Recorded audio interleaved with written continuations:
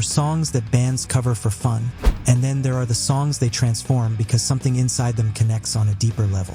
When Katatonia decided to reimagine the Kiss ballad, A World Without Heroes, it wasn't just another tribute or nostalgic nod. A world without heroes, it's like a world.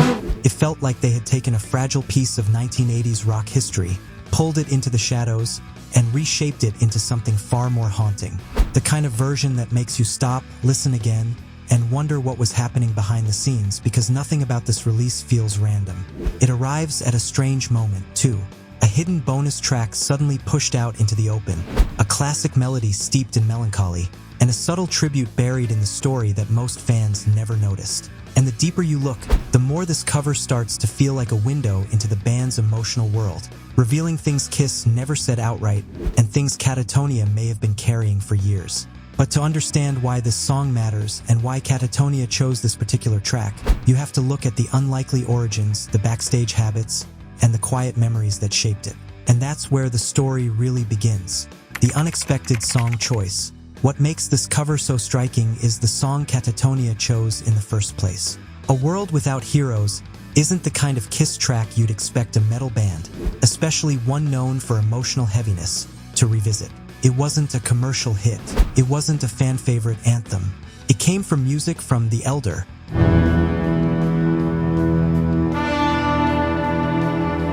one of the most divisive and misunderstood albums in Kiss' entire career.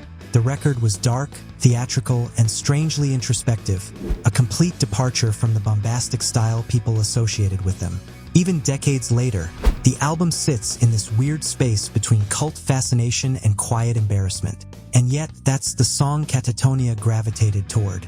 The choice feels almost symbolic. While Kiss tried to run from their own shadows during that era, Katatonia has spent their career embracing theirs. That original track was soft, vulnerable, and searching for meaning, qualities that most fans didn't associate with Kiss at all. But those same qualities are exactly what make it fit so naturally within Katatonia's world. It's as if the band heard something hidden in the old recording that most listeners overlooked, something waiting to be brought into the open. It also hints at a deeper emotional thread. The fact that Katatonia went for one of the least Kiss-like Kiss songs says a lot about where their own minds were. They didn't chase nostalgia or popularity. They chased a feeling, and that sets the tone for everything that happens next. Rumors and speculation behind why Katatonia picked it. The moment the cover surfaced, fans online started digging for reasons, because Katatonia isn't the type of band to choose a song just for novelty. And the theories that began circulating added an unexpected layer of intrigue. Some longtime listeners claim the band has been quietly connected to this track for years, saying they've heard whispers about it being part of their backstage ritual before shows. Nothing official ever confirmed that, but the idea stuck, spreading through forums and fan groups like a small rumor that refuses to fade. Others speculate the band was drawn to the song's themes: loneliness, identity, the quiet weight of carrying expectations. It's been said that Jonas' voice naturally gravitates toward music that feels wounded or reflective, and this track sits right in that emotional pocket. Reports from fans who follow the band closely suggest that A World Without Heroes has always been one of those songs that resonated with them in a deeper, more personal way, long before any talk of a cover existed. There's also buzz suggesting the song's timing might have been intentional. Some fans believe the band wanted to honor memories connected to Ace Frehley's era, choosing a track that carried emotional weight rather than commercial recognition. It's all speculation, of course, unverified talk born from passionate fans trying to piece together meaning. But the more these theories spread, the more they make the cover feel like it's holding something unsaid, something Katatonia never directly explained. And if the rumors are even partially true, it makes what Jonas later revealed feel even more significant. Jonas Rank's emotional link. When Jonas Ranks finally spoke about the release, he didn't frame it as a simple studio extra or a fun experiment. Instead, he called the cover a memory of Ace Frehley's legacy, a line that instantly caught fans off guard. It wasn't just admiration. It sounded personal, almost nostalgic, as if the song reminded him of moments woven into the band's own history. Jonas has always carried a certain emotional gravity in his voice, the kind that turns even small lyrics into heavy truths. That's why hearing him attach the song to Ace's legacy added a layer of meaning the original never quite revealed. Fans began connecting the dots. If this track played in their dressing room before shows, as Jonas hinted, it wasn't background noise. It was a ritual, something that put the band in a specific emotional headspace before stepping on stage. And then there's the way he performs it. Jonas doesn't just sing the words, he pulls them into the darker corners of the song, stretching its vulnerability until it feels raw and exposed. It's almost like he's channeling emotions the original version only hinted at. And that's where the significance of Ace Frehley comes in. Ace's guitar work during the early 80s had this blend of fragility and rebellion, tones that fit Katatonia's world far more naturally than most listeners would expect. When Jonas says Nico's rendition of Ace's solo is nothing short of amazing, it's not just praise. It feels like acknowledgement, like the band is paying tribute to a musician whose influence quietly shaped them, even if they never said it outright. And that connection, subtle, emotional, and never fully explained, makes this cover feel like more than a creative choice. It feels like a memory set to music, resurfacing at the exact moment the band was ready to share it. The sound itself, turning Kiss into Katatonia. The moment the first notes hit, you can tell this isn't just a cover, it's a transformation. Katatonia didn't try to recreate the Kiss arrangement or lean on the nostalgia of the original. Instead, they stripped the song down, pulled out its hidden sadness, and rebuilt it with their own sonic fingerprints. Every layer feels intentional, like they were uncovering a version of the track that had been buried underneath the 1981 recording all along. Jonas' vocals are the anchor.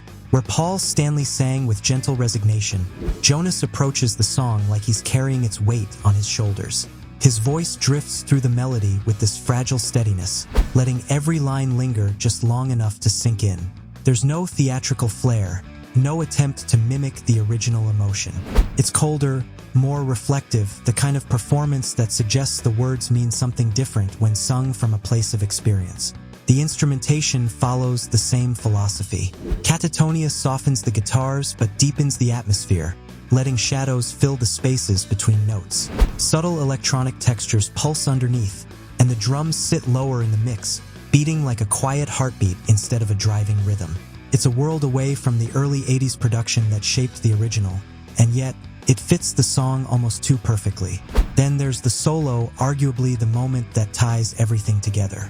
Nico steps into Ace Frehley's territory, but he does it with restraint rather than imitation.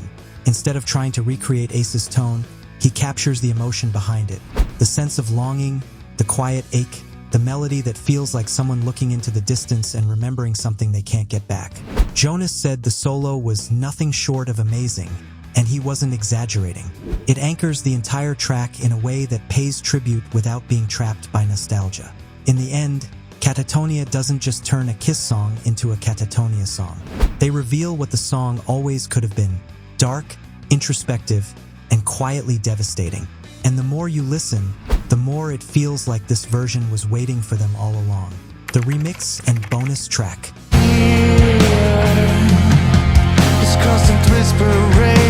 Alongside the cover, Katatonia released something that slipped under the radar for many listeners: Karen Park's remix of Wind of No Change.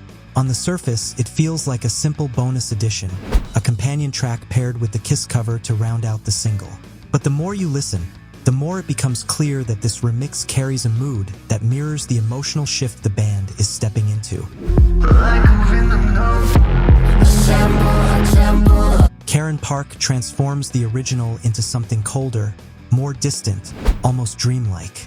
The electronics feel like they're floating in slow motion, drifting between echoes rather than pushing forward with the momentum of a typical remix. It's eerie without being chaotic, and it taps into that same sense of quiet isolation that defines a world without heroes. Instead of breaking the atmosphere, it deepens it.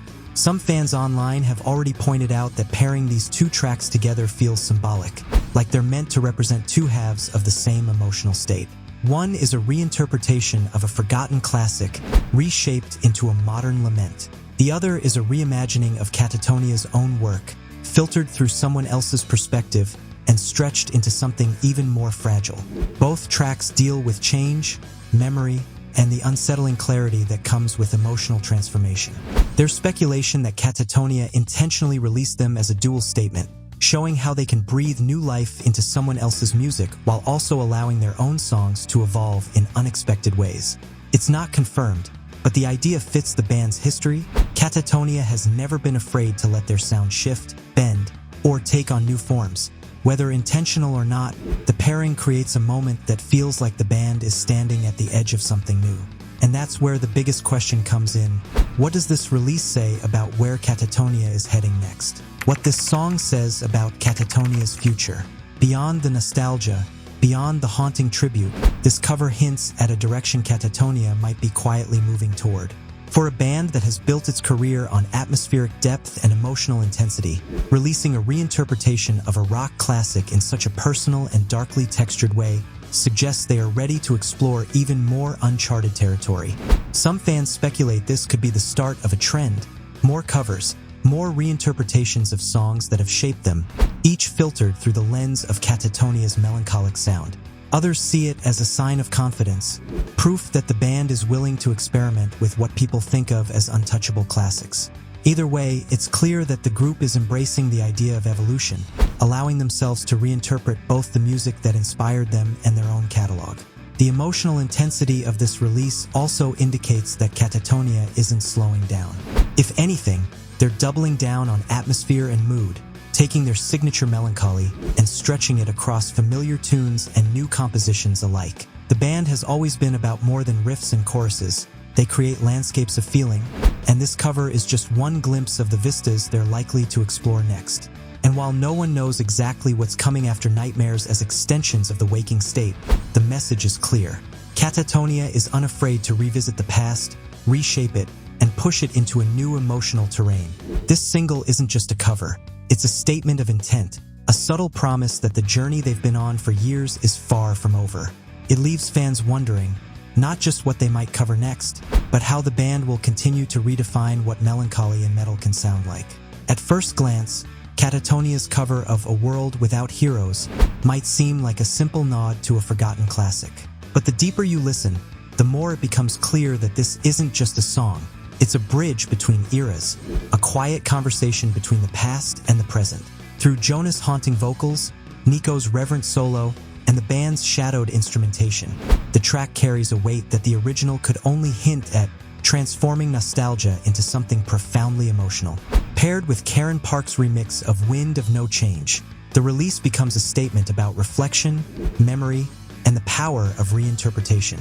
It suggests a band willing to explore, to bend familiar sounds into new forms, and to confront emotion head-on, without compromise. The timing, the tour, and the subtle tributes woven throughout only add layers to the story, leaving fans to wonder what Katatonia might unveil next. In the end, this isn't just a cover. It's a reminder that music can be reborn, that a song can carry different meanings across generations, and that a band willing to embrace darkness and melancholy can reveal truths even the original artist never imagined. And as Katatonia continues to move forward, one thing is certain: the shadows they explore are far from empty. They're full of history, feeling, and untold stories waiting to be heard.